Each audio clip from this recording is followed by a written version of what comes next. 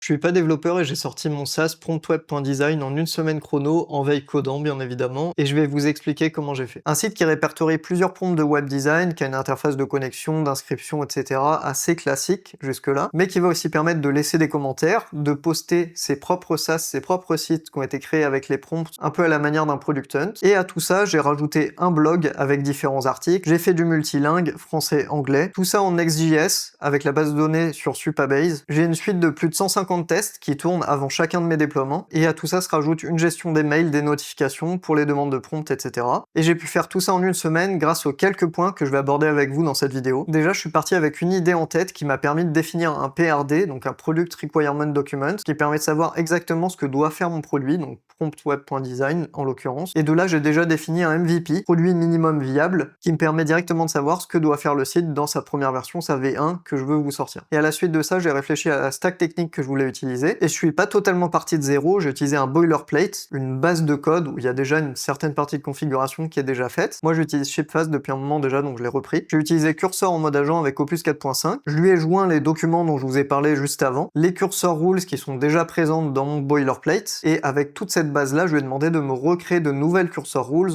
pour répondre aux besoins que j'ai, et pour s'assurer que ils fassent des fichiers modulaires et qu'ils réutilisent la techno qu'on a définie par défaut et pas qu'ils partent sur des nouvelles technos, des nouvelles choses, même si en général les modèles maintenant font plus trop ça, c'était plutôt le cas il y a un an ou deux. À Opus 4.5 de me rédiger un plan d'implémentation pour voir quelles étapes on allait devoir effectuer, comment on pouvait décomposer le travail pour que ça soit effectué plus facilement. Et moi ça me permet de gérer les demandes indépendamment, donc ouvrir un nouveau chat pour faire une nouvelle étape du plan d'implémentation. Et avec ça déjà je peux quasiment aller au bout du MVP. De là je voulais avoir un design un peu sympa, donc je me suis un peu attardé sur le prompt pour le faire avec Gemini 3 Pro. Et vous avez juste à aller sur promptweb.design pour trouver le prompt qui correspond à ce que vous voulez faire. Et là j'ai juste continué à dérouler le plan d'implémentation, et au bout du plan, en veillant bien à demander à Opus 4.5 de me faire des audits de sécurité, des audits de perf et des audits de SEO, trois trucs qui sont hyper importants à demander. Là, je m'assure d'avoir un produit qui est déployable et qui fonctionne. Comment je l'ai déployé? Sur Vercel. J'ai acheté un nom de domaine. Et bref, je pense que si vous êtes déjà arrivé jusque-là, vous devriez pouvoir faire la suite. Et moi, je me demande si ce petit tuto que je vous ai rapidement résumé, vous seriez intéressé par l'avoir sous forme de produit ou de chatbots avec lequel vous pouvez discuter directement. Dans l'idée, ce serait vous parler juste un petit peu avec mon outil et il vous crée toute la base dont vous avez besoin pour votre projet avec le PRD, la tech stack, les cursor rules, etc. Dites-moi ce que vous en pensez en commentaire.